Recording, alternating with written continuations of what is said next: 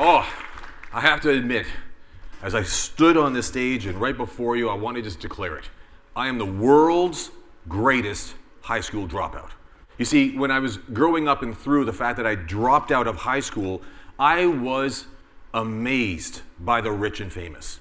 I always wondered what made them so rich and famous.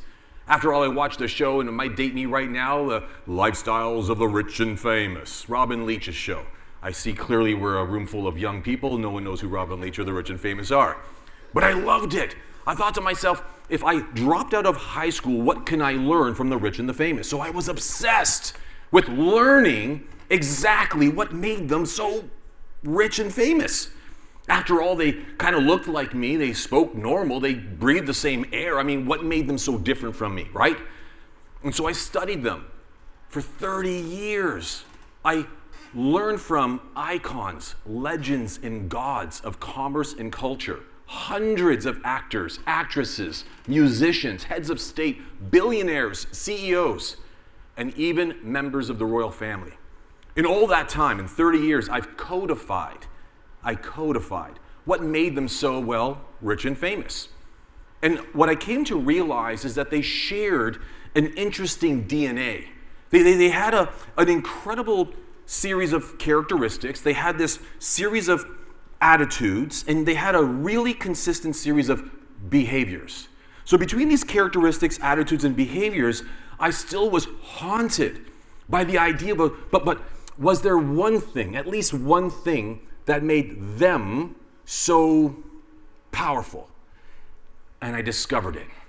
It was this one thing that made them uniquely powerful. And it wasn't that they were curious. They were ferociously curious. I mean, when you think about what ferocious curious means, I mean, curious finds new streets, but ferociously curious discovers new lands. Curious discovers new restaurants, but ferociously curious infuses different eclectic approaches to cooking something new and concoctive. The reality for me is that there's a difference in the distinction between being curious, which brought you into this room today, but ferociously curious, which could massively shift or irreversibly transform the way you experienced your life out. I would assert that being ferociously curious lives at the epicenter of human achievement and performance. I believe that ferociously curious makes you a celebrated author, makes you searching for your next why, being able to in fact create and curate such an incredible voice, because you're ferociously curious to know, is there more? So I made a curious case for curiosity, because curiosity by definition is to learn or know something new. And so, making the curious case for curiosity, it came down to four things. CASE serves as a great acronym for people who are as old as I, who have a memory that's really, quite frankly, well, debilitating. For me, understanding that creating a curious case for curiosity means, first of all, challenging the things you already know. Then being able to ask questions even though no one wants to answer them. Being able to then search for new information even though they say it doesn't exist.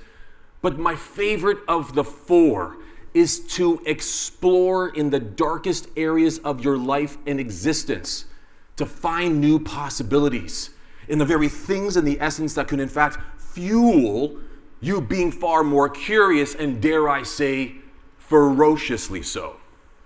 So in the time that I got to really formulate and fortify exactly this thesis, that the rich and the famous, who are no different from you or I, because you can be ferociously curious too, they actually unleash a series of phenomenon when they lean into being ferociously curious. And they're never stopped by what or how or why. They are always driven by stating, why not? Not asking why not. It is, after all, very Canadian to be, well, why not? I'll assume so. We are in the land of the three C's, cheap, conservative, and chicken. So as a result, we are quite conservative. We will play small. We will get stuck, stalled, or stopped because it's just, well, good to be so. Good citizenship. So being ferociously curious is a function of not just your series of characteristics, but also your attitude and your behaviors. Now, I witnessed the phenomenon. Phenomenon, by definition, is something that's remarkable. Something that happens that wasn't there before. That's a phenomenon. A phenomenon is being able to, in fact, realize, discover, and live out and or experience firsthand something that wasn't there before you got there.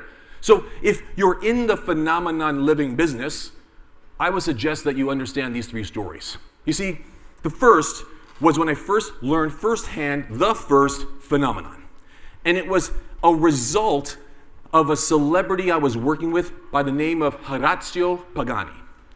Now, for those who don't know Horacio Pagani, he's an artist that so happened to have built the world's fastest car. It's also the world's most expensive.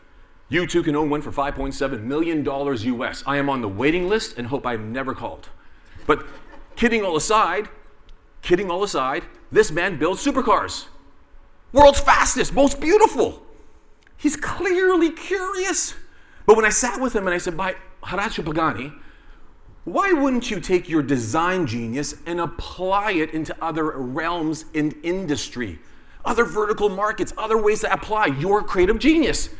And he said, "Ma, please, ¿por qué? Why?" And I said, "Why not?"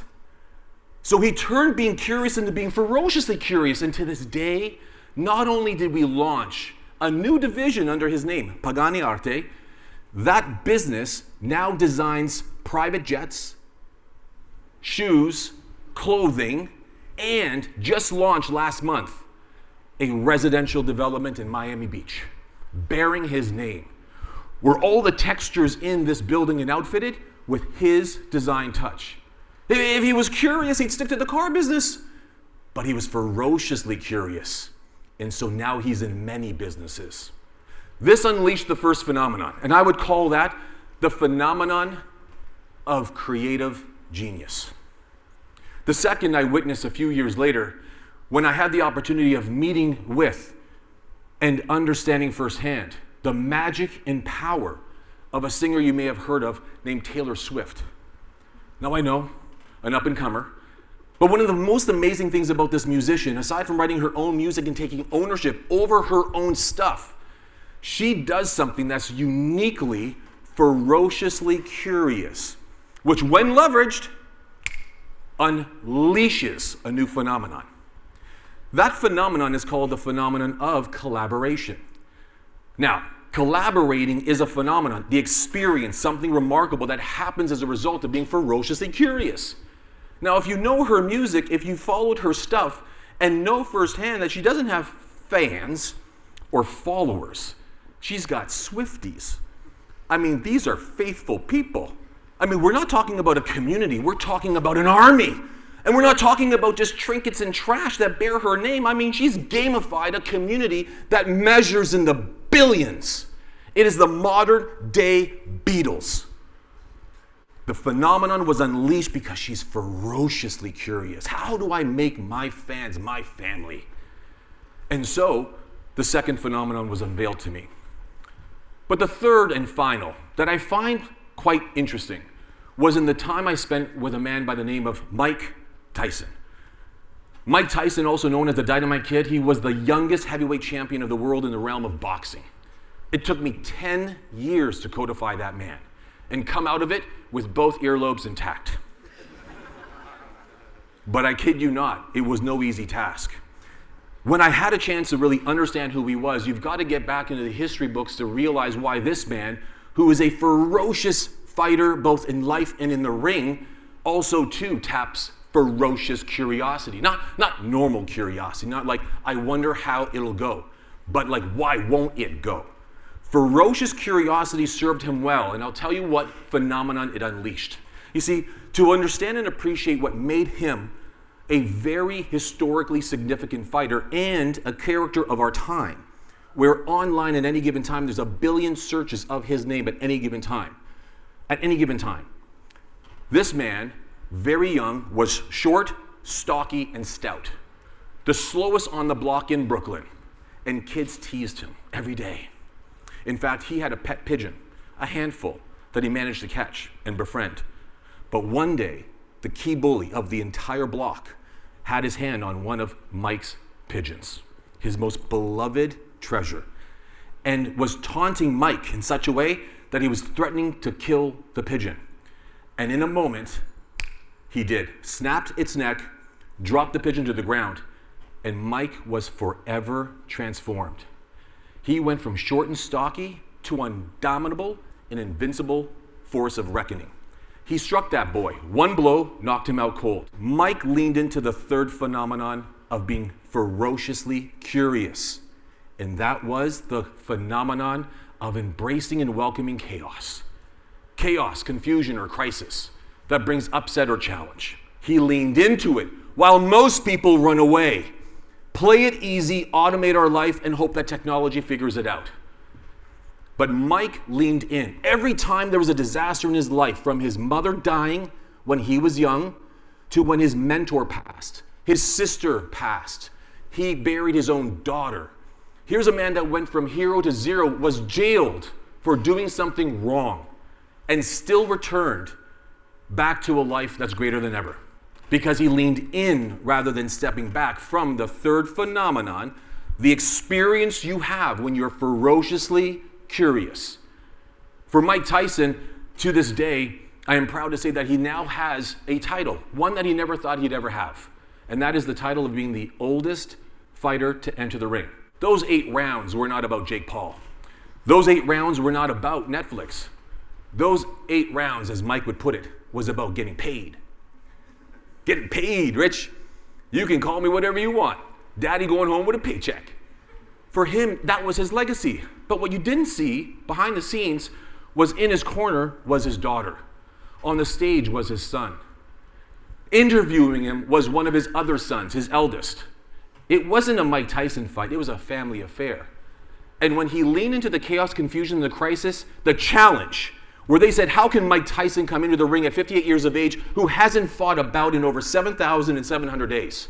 And he said, I'll give you 20 million reasons why I can. And so he did. Friends, to understand the characteristics, the attitudes, and behaviors of the rich and famous is to understand one thing, is you have them too. All of you are curious, yeah? But are you ferociously curious? Are you feverishly curious? Are you leaning in rather than zoning out? So for you, you've got to know that this conversation, which has been my life's work, I'm so desperate to share with you this fact. I am absolutely privileged to share with you that finding. That after all these years, for me, it wasn't about who I was or was not. It was just the one switch I didn't hit up and left on. I'm curious, but now I'm feverishly curious. And I hope you are too. So as you move on in your life, just always ask yourself, am I making a curious case for ferocious, feverish curiosity? Am I challenging what I'm told? Am I asking questions more than I should? Am I searching for new information in which I may not find and or Google may not have? And most importantly, am I an explorer in my life, searching for new realms of possibility that might just present a new access to a new phenomenon you've yet to experience? I've enjoyed today, and I appreciate you being here with me. Be feverish.